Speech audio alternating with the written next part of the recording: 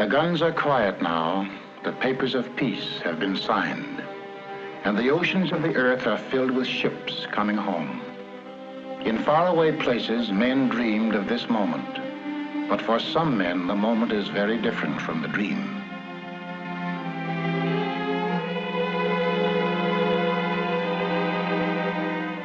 Here is human salvage, the final result of all that metal and fire can do to violate mortal flesh.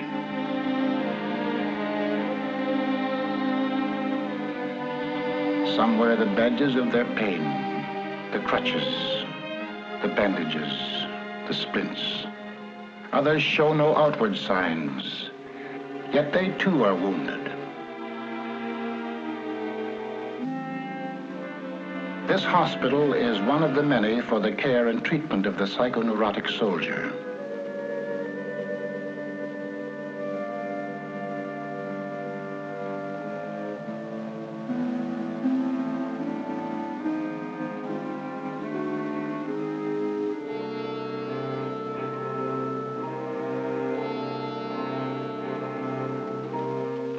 These are the casualties of the spirit, the troubled in mind, men who are damaged emotionally, born and bred in peace, educated to hate war.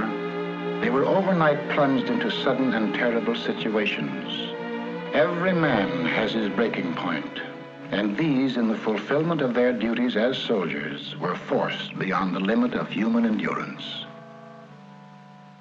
At ease, man. On behalf of the commanding officer and his staff of Mason General Hospital, I want to extend a hearty welcome to all of you on your return to the United States. There's no need to be alarmed at the presence of these cameras, as they're making a photographic record of your progress at this hospital from the date of admission to the date of discharge. Here are men who tremble, men who cannot sleep, men with pains that are nonetheless real because they are of mental origin, men who cannot remember, paralyzed men whose paralysis is dictated by the mind. However different the symptoms, these things they have in common: unceasing fear and apprehension, a sense of impending disaster, a feeling of hopelessness and utter isolation.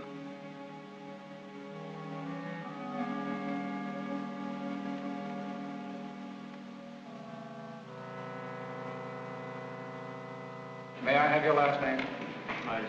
How do you spell that? M-E-I-S. May I have your last name, please? Bolivar. And your How do you first name? spell that?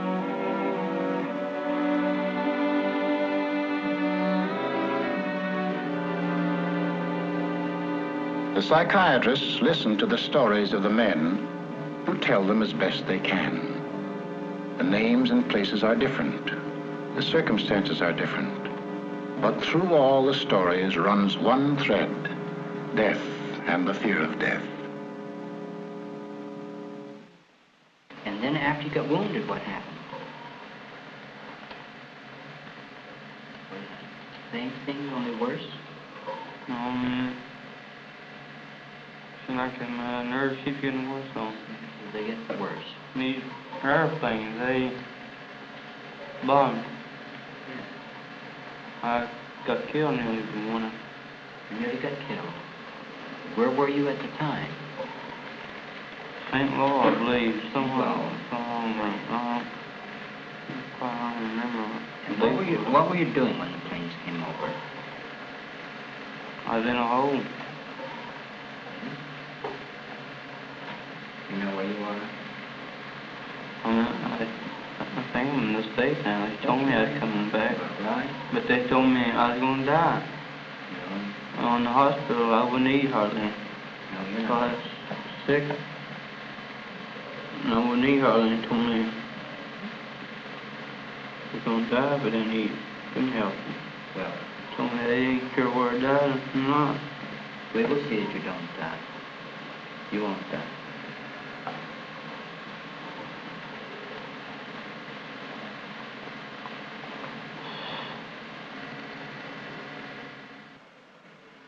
I lost my last buddy up there, Little Norman. He was second scouting. I was first scouting. was all mixed up there. They were shelling us. Well, did that make you nervous? I should have been first scout. I'm first scout, and I should have been out in front. And he went out, and I started to go out after him, and he got shot. And he just said, "Oh, Dutch, I'm hitting." He crawled to my feet, and I started calling for the medic. And I went back to see if we could get the medic, and there wasn't any. And I started to go out after him again, and they wouldn't let me go. And he was the last one of the original boys that was with me. Him and I were the last two left out of the original. And when you were shelled, how did you feel? I don't know. It's just after Norman got hurt or killed, why I was all right when we were moving up or attacked and anything like that. When we get pinned down, I start thinking about him laying back there. And then what happened to you when you think about him? How would you feel? I just didn't care what happened to me. You mean you didn't want to go back into combat again? Yes, sir. I wanted to go back. I wanted to stay there. I wanted to keep on for him and all them other guys, John and Stryker and Tex and Pop. And how do you feel right now? I feel all right. How have you been getting along? Well, fairly well, sir. Mm-hmm. You overseas? Yes, sir. Where? We were in France, and then we went to Germany. In where? France to Germany. And what outfit were you with? I was with Headquarters Detachment, 50th Quartermaster Battalion, Mobile. Mm-hmm. I see your PFC. At present, sir. Mm-hmm. You had to go in the hospital. Sir? You had to go in the hospital. Twice, sir. It says here on your record from overseas that you had headaches and that you had crying spells. Yes, sir. I believe in your profession is called nostalgia. In other words, homesickness. Yes, sir. Mm-hmm. It was induced when, shortly before the war, I received a picture of my sweetheart. Yes.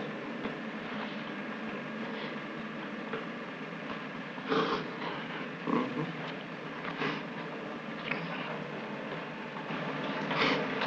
I'm sorry, I can't continue. That's all right. Griffith. Yes, sir. Come on and sit down a minute. Now, a display of emotion is all right. I'm not doing this deliberately, so Of course please you're believe not. me. I do believe you.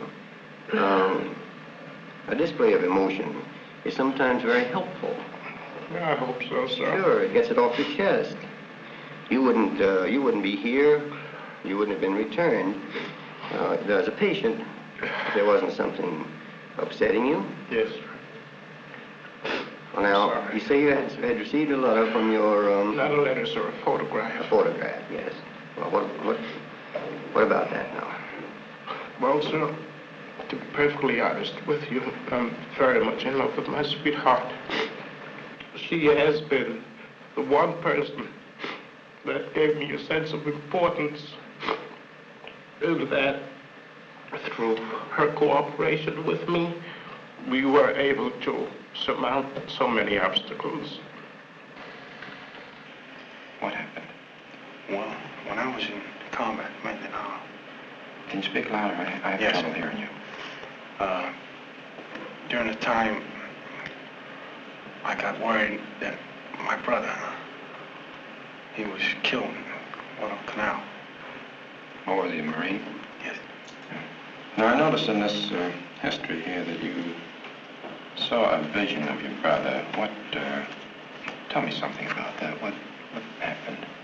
Oh, I guess it was a dream. Well, describe the dream. What did you see in the dream? I dreamt that I was home, my brother was home, and my other brother was home. We all were home. All of you were home. Sitting around the table. Everybody was happy. We were laughing, talking, just admiring each other's. And then it ended there. You could see these images clearly. Yeah, it was like in a dream, see. Yeah.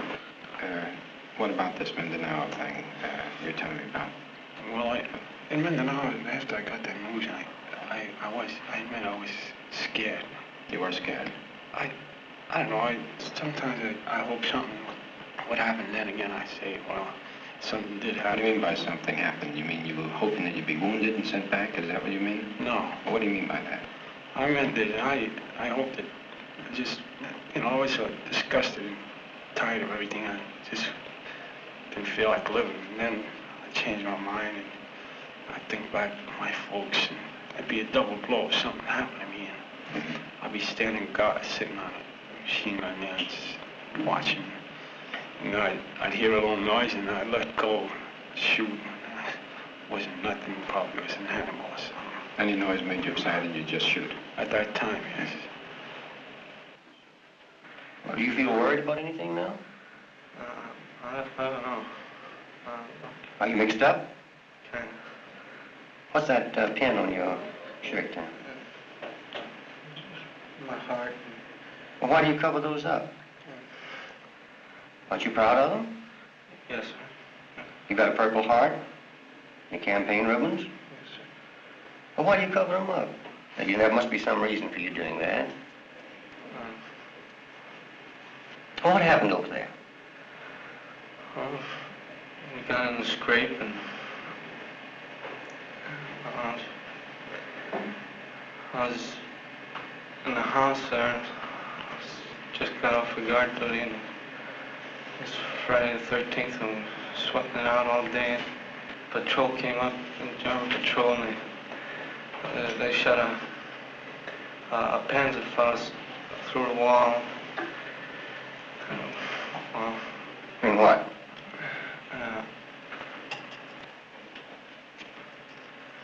I was laying on a couch and right before it happened, I felt a little jittery, so I laid down on the floor. And, when I got up again, the couch was all torn. In other words, you were almost killed, is that it? Most of them must have gone right over my head. Do you feel conscious, that is, are you aware of the fact that you are not the same boy that you were when you went over? Do you feel changed? Yes. In what way? More jumpy. How about with people? I used to always like to have fun now. I used to always be going places. I don't like to do nothing no more. How long were you overseas? $11 months. 11 months. Were you in any combat at all? This is 6 months, yeah.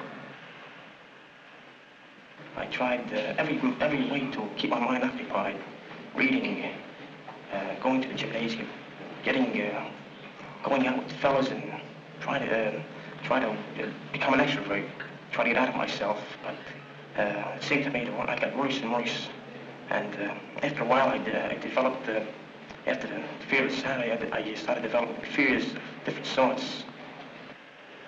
Did you ever have similar pains before you got Never here? in my life. Have you ever been nervous before in your life? No, sir. Never. I was a solid man. Do sudden noises bother you particularly? I could just shake a little, but not bad. Well, I guess I just got tired of living, you can put it that way. I had trouble sleeping, yes. Had dreaming of combat, you know. I just took off because I seen too many of my buddies gone, and I figured the next one was for me. A man can just stand so much up there, see? Admission note. Poole. P-O-O-L-E, comma, Walter L. T5. Transfer diagnosis. Anxiety reaction, severe. Active symptoms in remission. On this, their first night back in the States, each man who is able may make a long-distance call without cost. After months and years of silence, familiar voices are heard once again.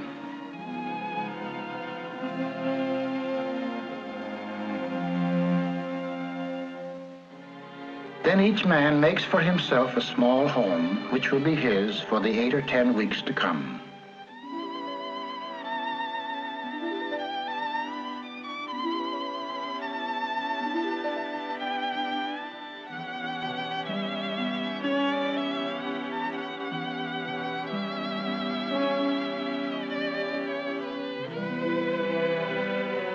now in the darkness of the ward emerged the shapes born of darkness, the terror of things half remembered, dreams of battle, the torments of uncertainty and fear and loneliness.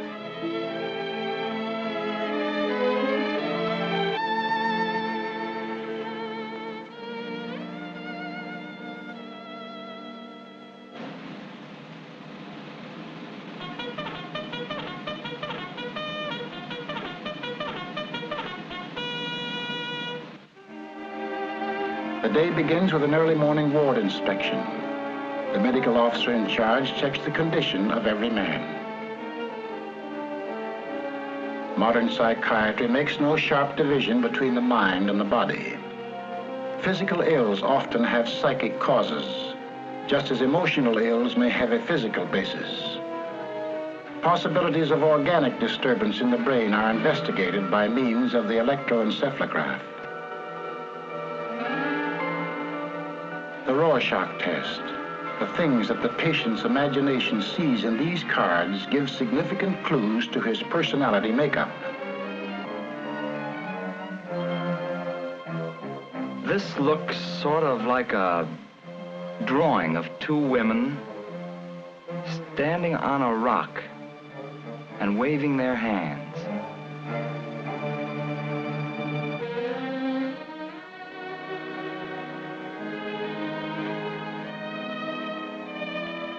This man suffering from a conversion hysteria requires immediate treatment.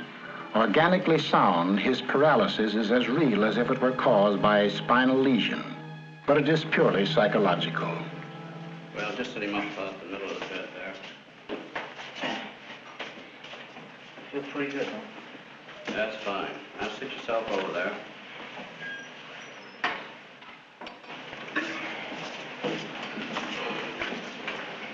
Well, now, can you move over just a little so I can talk to you?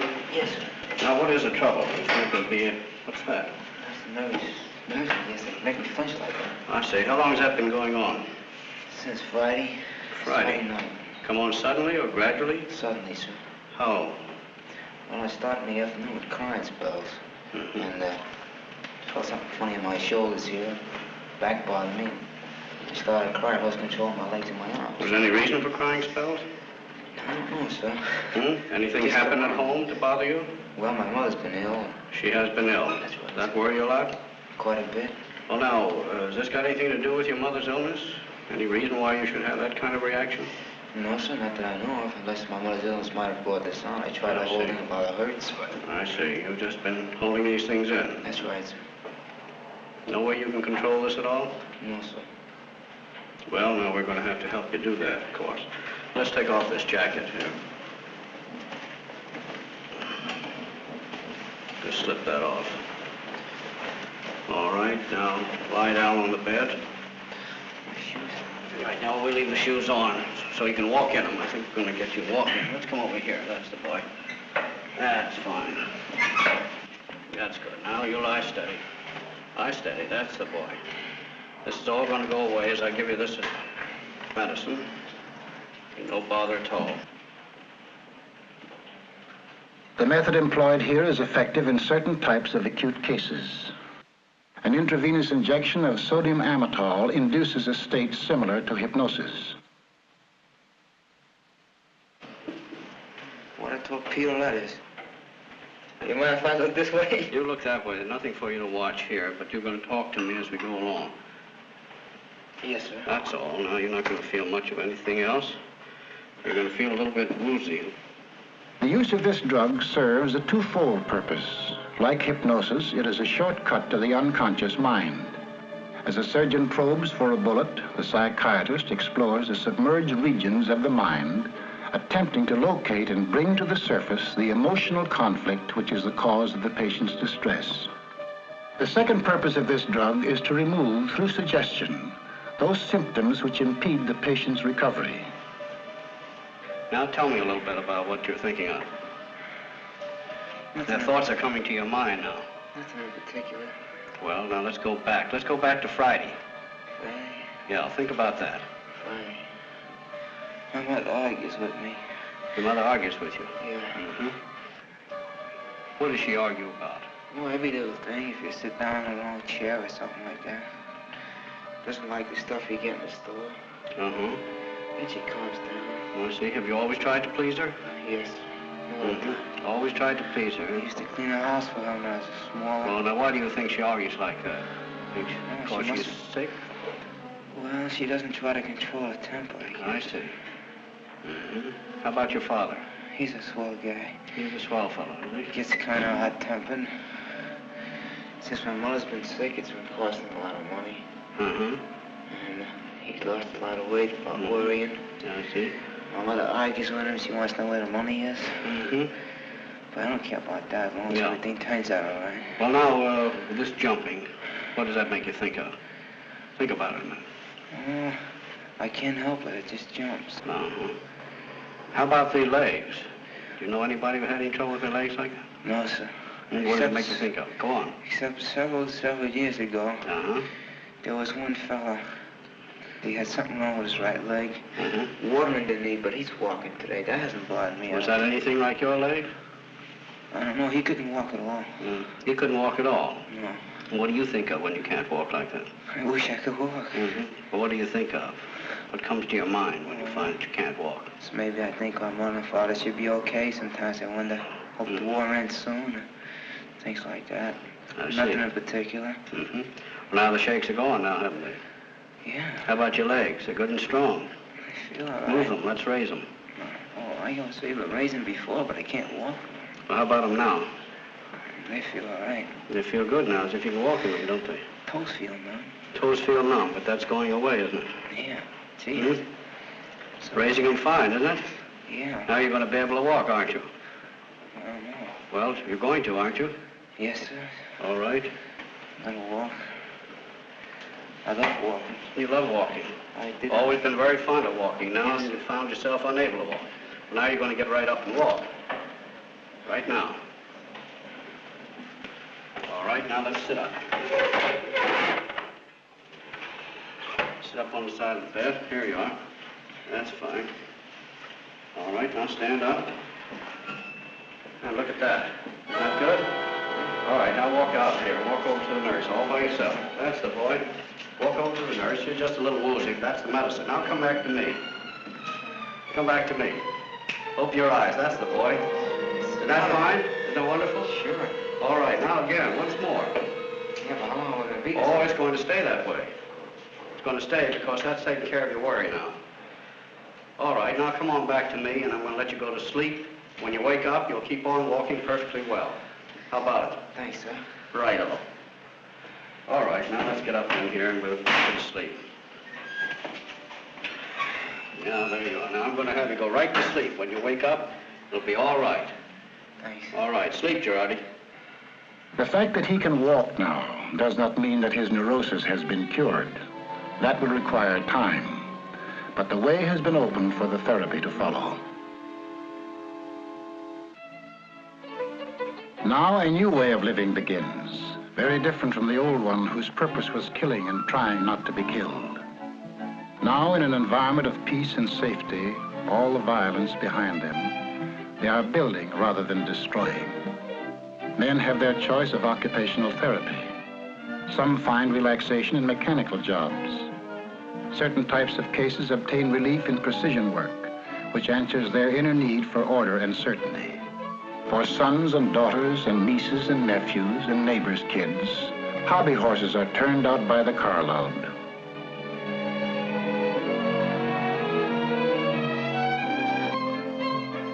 Physical reconditioning is not the only purpose in sports, which also serve to bring men out of their emotional isolation and back into group activity. One of the most important procedures is group psychotherapy. Here, under the psychiatrist's guidance, the patient learns to understand something of the basic causes of his distress. As one of a group, he also learns to understand that his inner conflicts are, with variations, common to all men. And I think of it a little bit like this. We want to get you out of your own feeling of isolation, to get you to feel that you are like other people.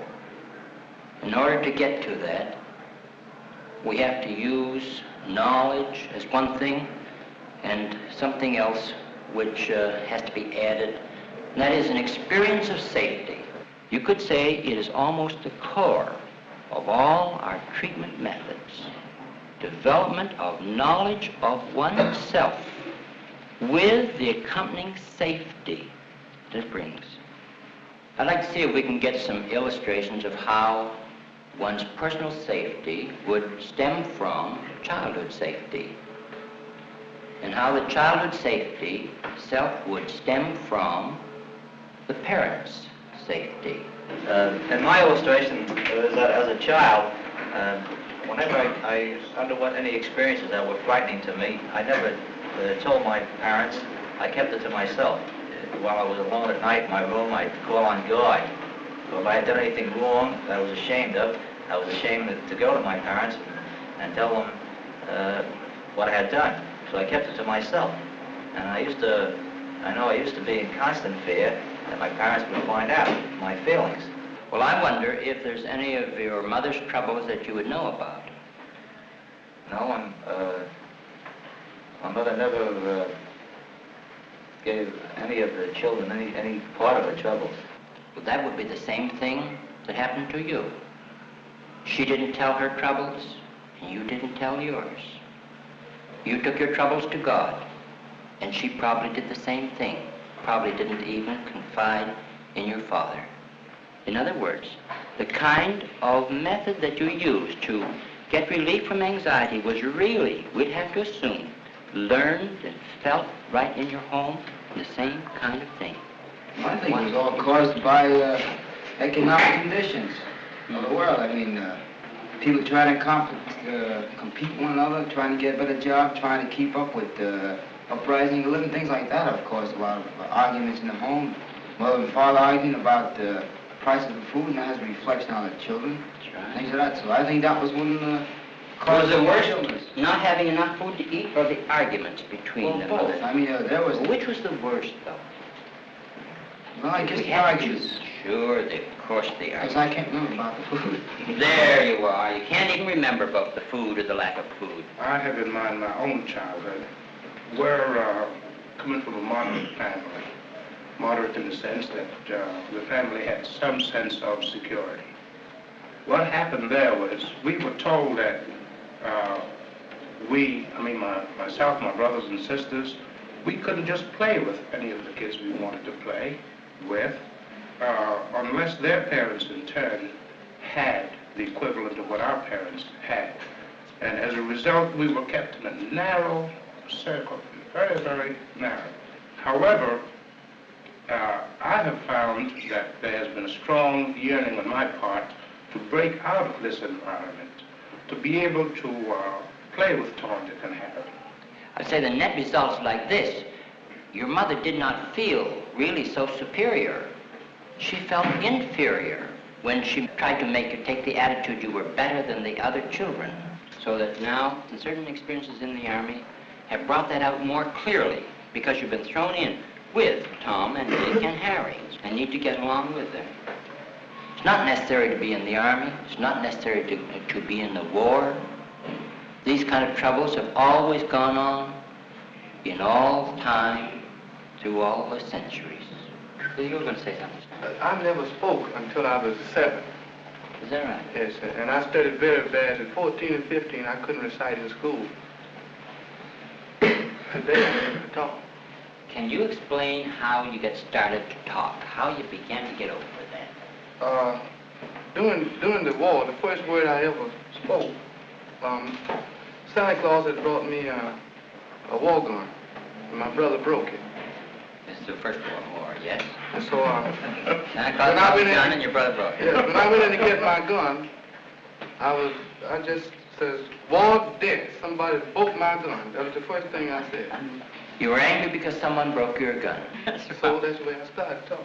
I would say all those symptoms, like being unable to speak, stuttering and so on, they have an underlying anger and resentment in the deeper parts of the personality.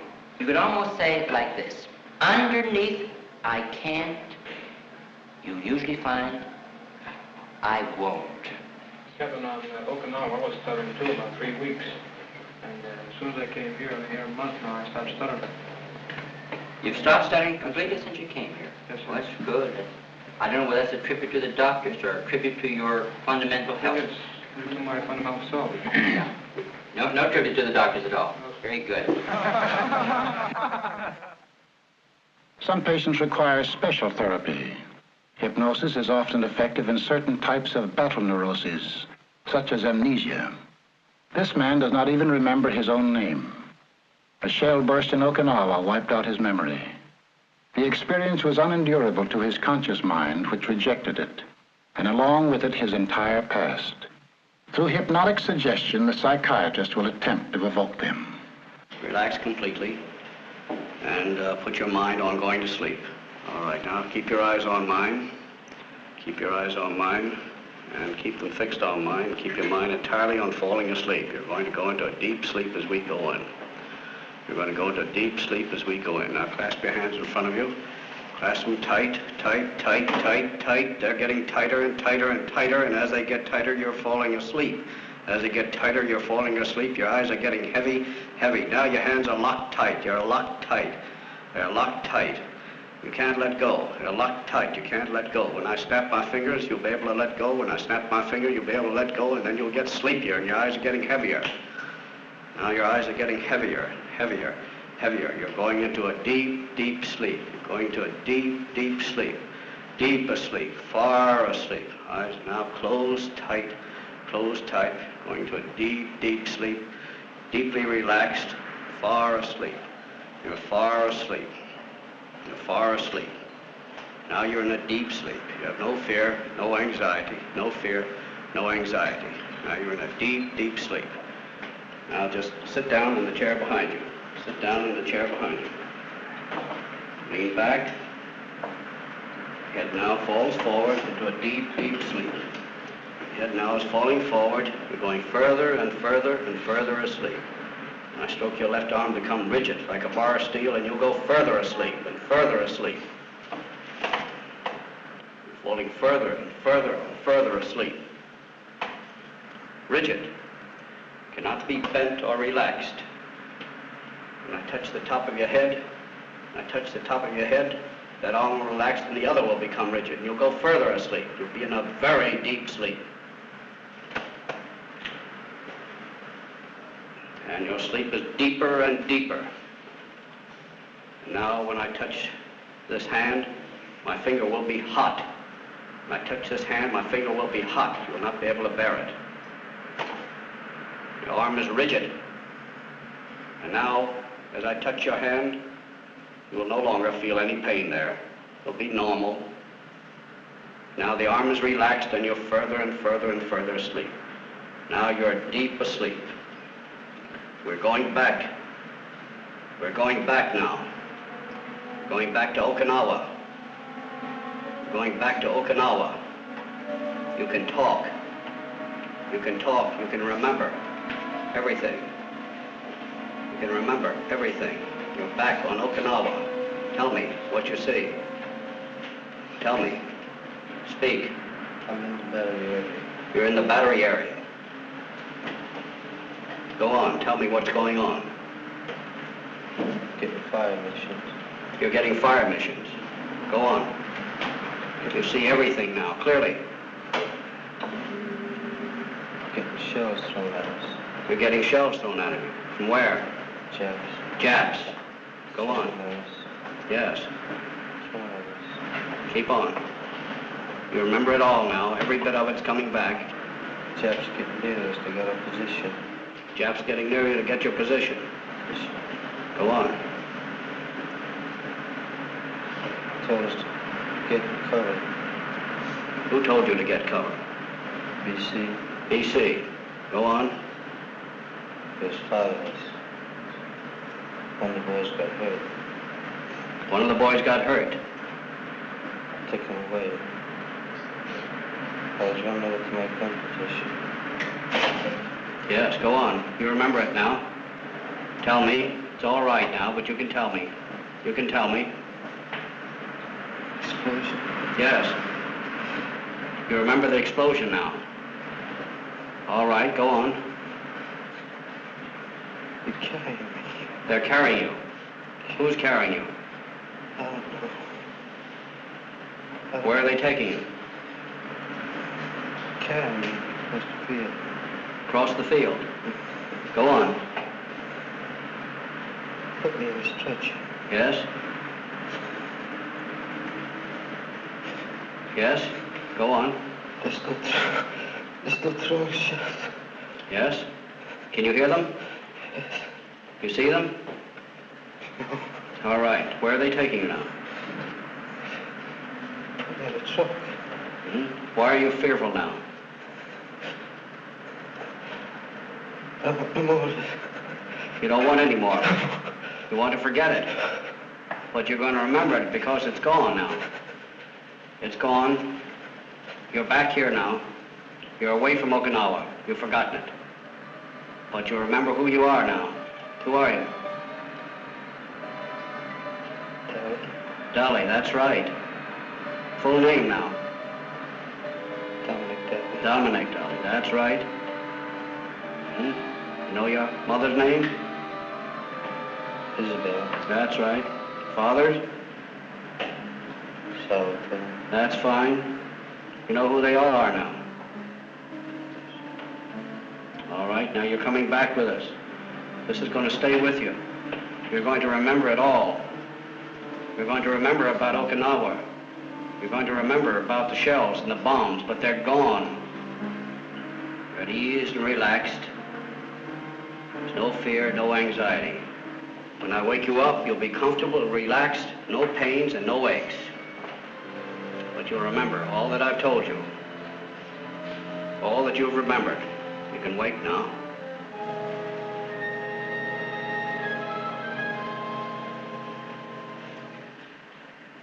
Well, how are you? Pretty good. Under the guidance of the psychiatrist, he is able to regard his experience in its true perspective as a thing of the past, which no longer threatens his safety. Now he can remember. Well, Hofmeister, what's your trouble?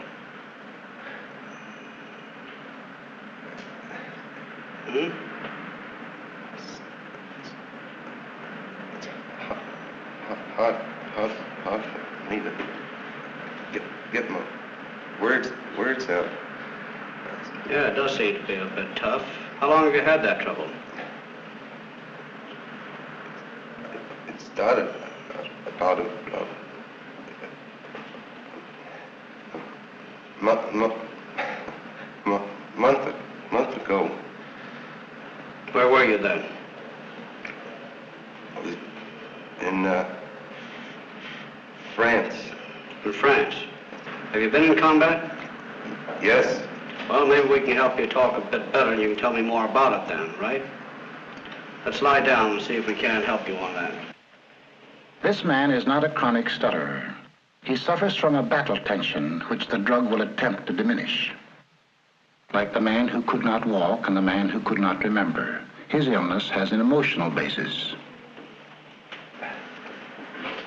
You're all comfortable now and relaxed. We're just going to give you some medicine here, and it's going to help limber up that tongue of yours. And this is going to make you feel a bit groggy.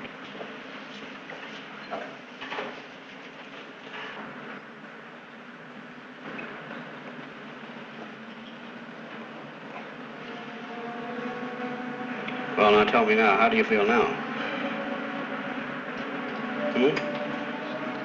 Make any difference in your feeling?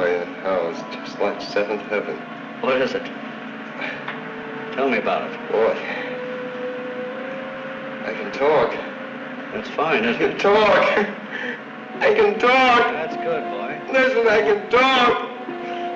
Oh, God, listen, I can talk. Oh, there's nothing wrong. Oh, God, listen. All right, it's coming back now. You're going to take it easy. Oh, listen, I can talk. Just the way you always did, is that right? God, listen. God, I can talk. Just the way you always did, Hofmeister. Keep right on with it now. Oh, nice. Let's take it easy now. Just talk just a little lightly now. Tell me, you got any idea why you couldn't talk before? What's coming to your mind now? Tell me, what's coming to your mind now? What is it in your mind when you couldn't talk? What is it that stopped it? Something came through there and stopped it. What is it now? Think quickly. Think deeply. Let's go back. When was it you lost your speech? You had your trouble talking. Go back quickly.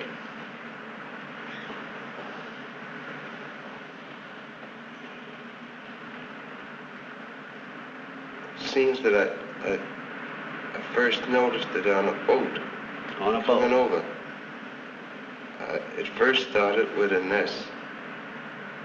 And the fellows laughed at me. I don't know why they laughed.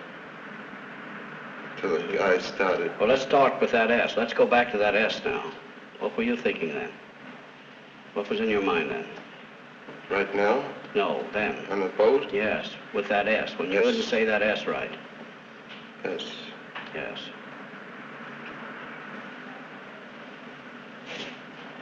The port side. Port side. The port side. Mm-hmm. Port side of the ship. What side's that? That would be the left side. Left side, that's right. Yeah, I remember. Mm-hmm. We were up there that afternoon and we saw the fishes. And we had some flying fishes.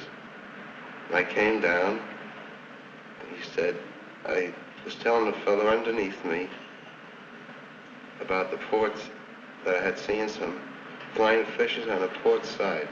Mm-hmm. He tried telling them about the flying fishes, and he stumbled over the S sound. And the fellows laughed at him. Think hard. S. S. What does S remind him of? S. S. He remembers. It is the sound he fears. The sound of death in combat. The sound of a German 88 high-explosive shell coming in. Now it is possible to proceed to the basic method of psychiatric treatment, discussion and understanding of the underlying causes of his symptom.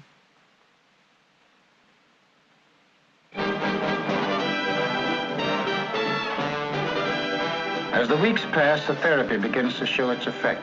The shock and stress of war are starting to wear off. For these men are blessed with the natural regenerative powers of youth. Now they are living less in the past and more in the present.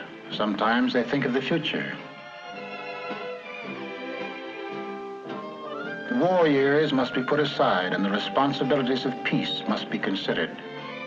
A man might open a filling station or a hardware store, or he can buy a few acres of land and raise some chickens. He might even go back to school.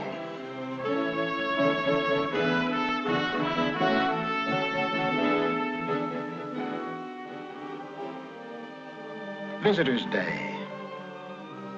Now the men resume their contact with the world outside. These are the people they are coming back to, whose lives are bound up with theirs. Without their understanding, all that has been accomplished in the last few weeks can be torn down. With it, their return to life can be doubly swift and sure.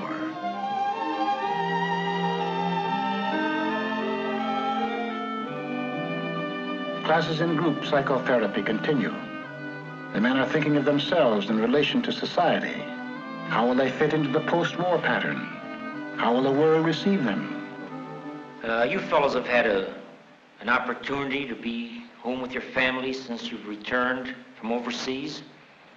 Have you noticed any change in the various members of your family toward you, in their reactions toward you?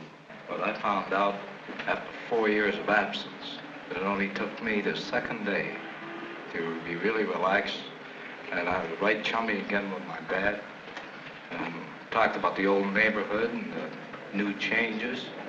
I don't know, it surprised me.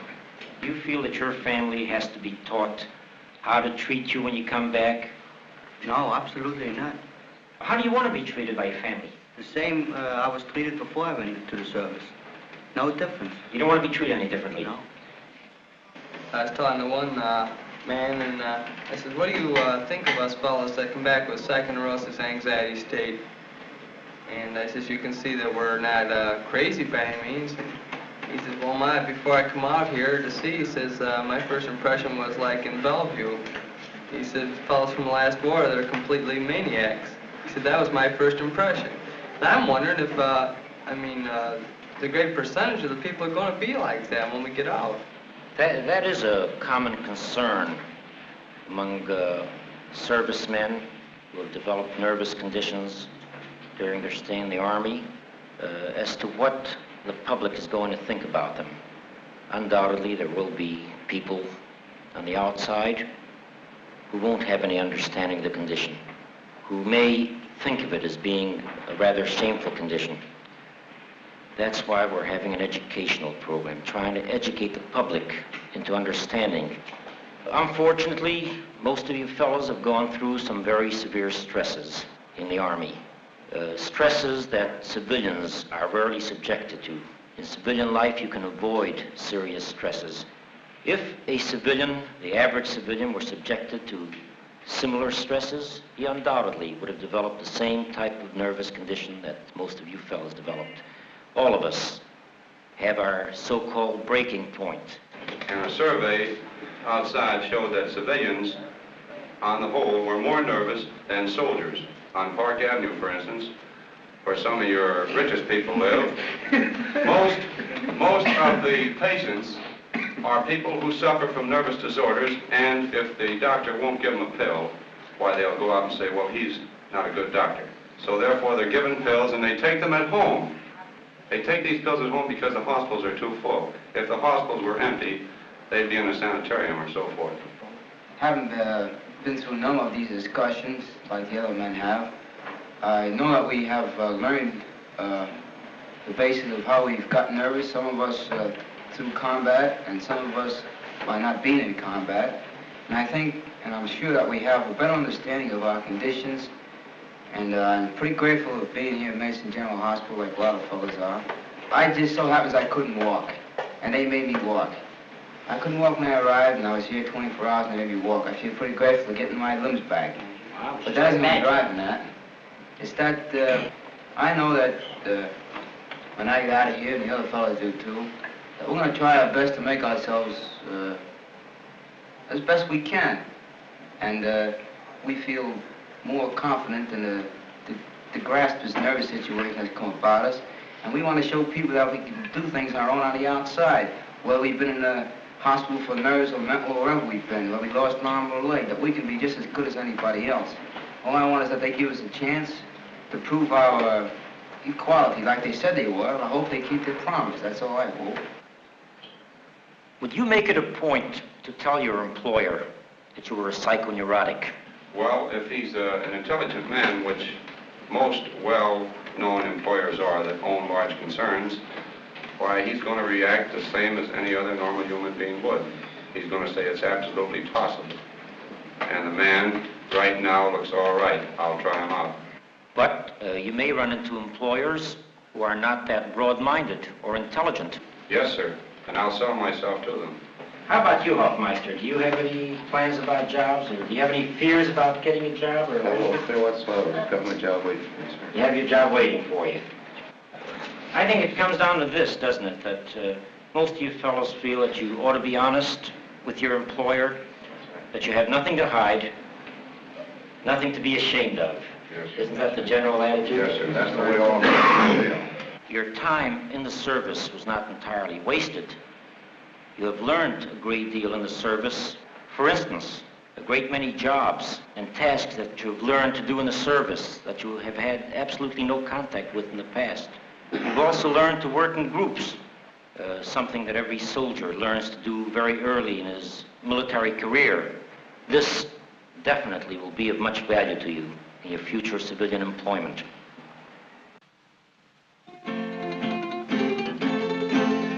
The weeks have slipped by fast.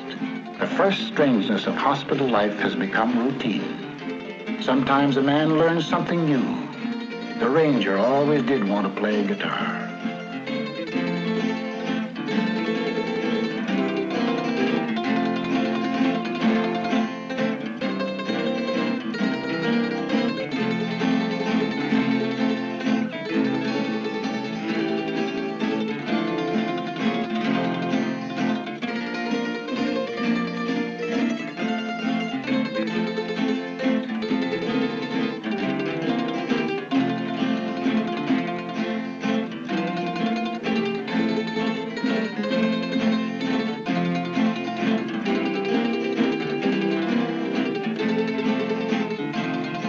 now the days begin to seem long. There's the old healthy sound of belly aching in the air. Spinach, spinach again. And how about a good movie for a change? And how about putting some ice cream in the ice cream soda? No longer is a man shut up within the lonely recesses of himself. He is breaking out of his prison into life. The life that lies ahead, offering infinite possibilities for happiness and sorrow. How does a man find happiness? Is there a secret to discover? What is the mysterious ingredient that gives joy and meaning to living? You know in the Bible where it says, man does not live by bread alone? Children don't grow up well without safety and confidence. If that wasn't in one's childhood, in growing up, you could say, now there was something missing during all that time. Now the next question is how to supply it. And it does need to be supplied. Not all of the learning in all of the books is half as valuable in getting over nervousness as to find someone that you esteem, that you can learn to feel safe with, where you can get a feeling of being accepted, of cherished, where you get a feeling that you're worthwhile and that you are important to someone. You could say, the feeding that you didn't get, that's something more than bread, when you were little, you still need to get it. You still need to be fed with acceptance and to find the safety. In other words, knowledge alone is not enough.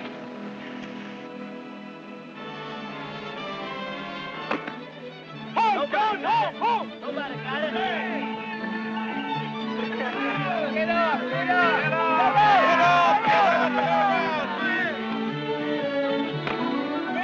8 weeks have passed. What about these men? Are they ready for discharge? How complete is their recovery?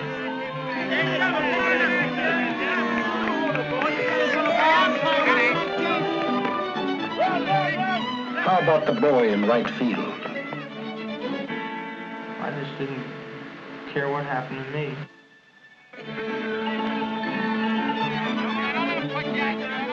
How about the kid at bat? Foxhole was covered by dirt. And I was covered up for 29 hours afterwards till they found me.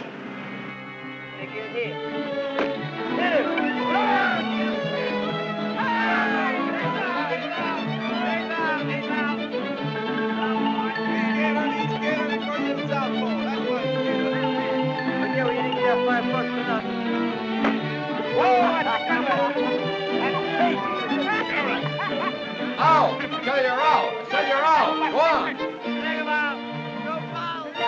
How about the umpire? Hard for me to get my words out. You're out! Go on! Batter up! How about this kid?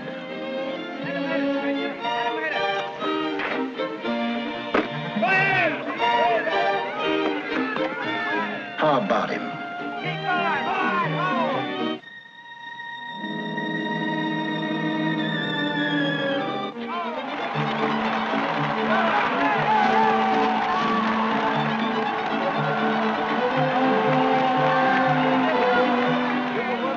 Are they well enough to be discharged?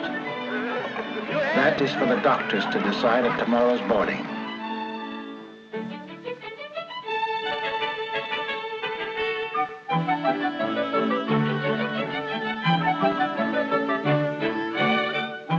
The answer is yes.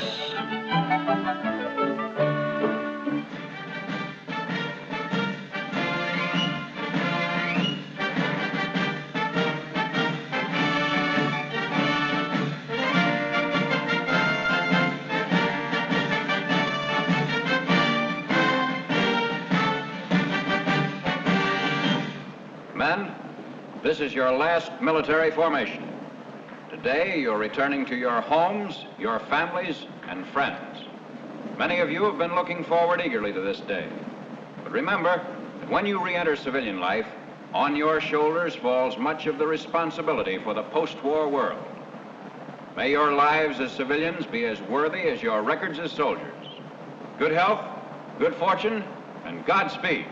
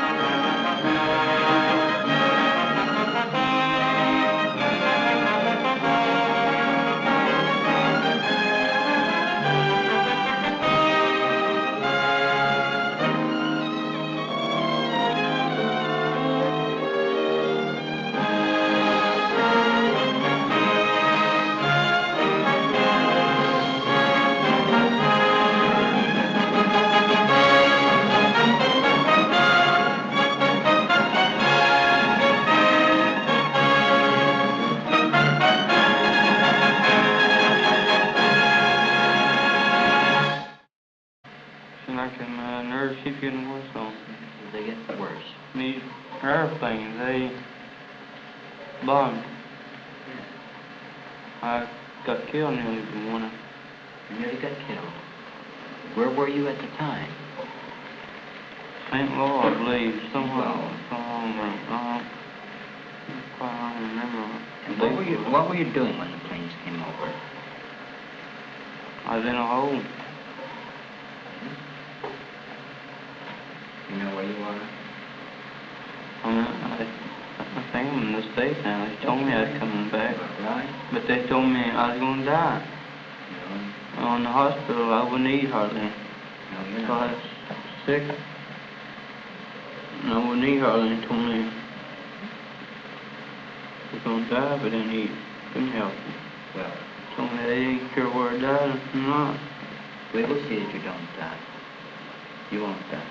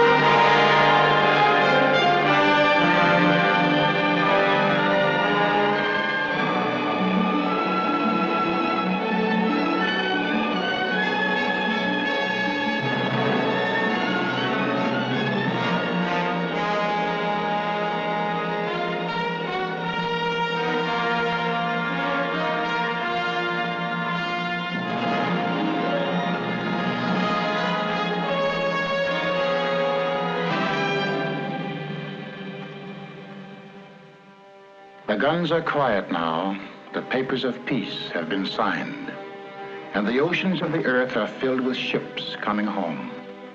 In faraway places, men dreamed of this moment. But for some, unceasing fear and apprehension, a sense of impending disaster, a feeling of hopelessness and utter isolation.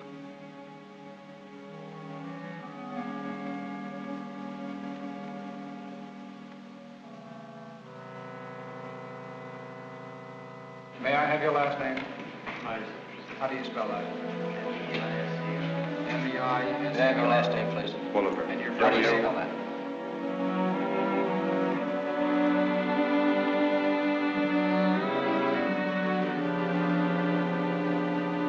The psychiatrists listen to the stories of the men who tell them as best they can. The names and places are different. The circumstances are different.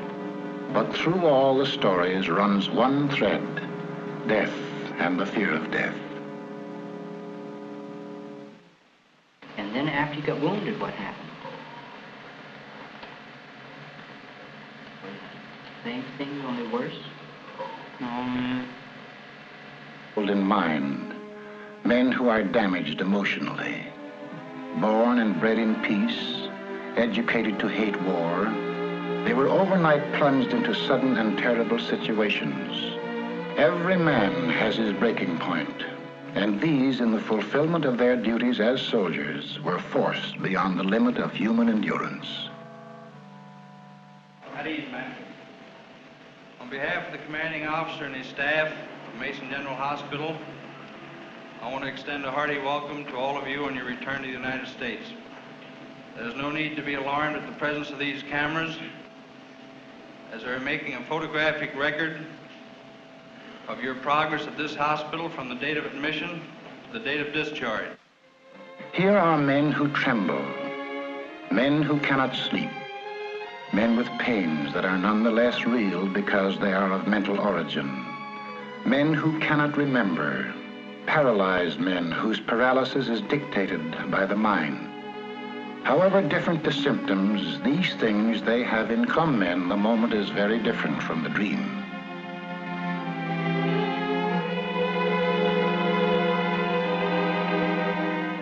Here is human salvage, the final result of all that metal and fire can do to violate mortal flesh.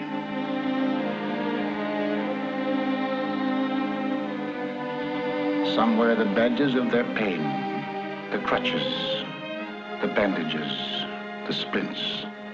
Others show no outward signs, yet they too are wounded.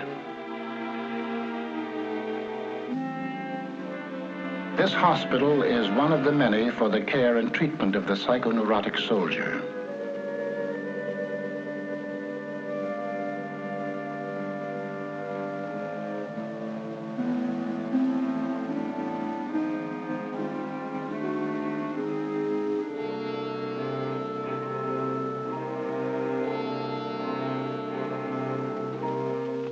These are the casualties of the spirit, the trouble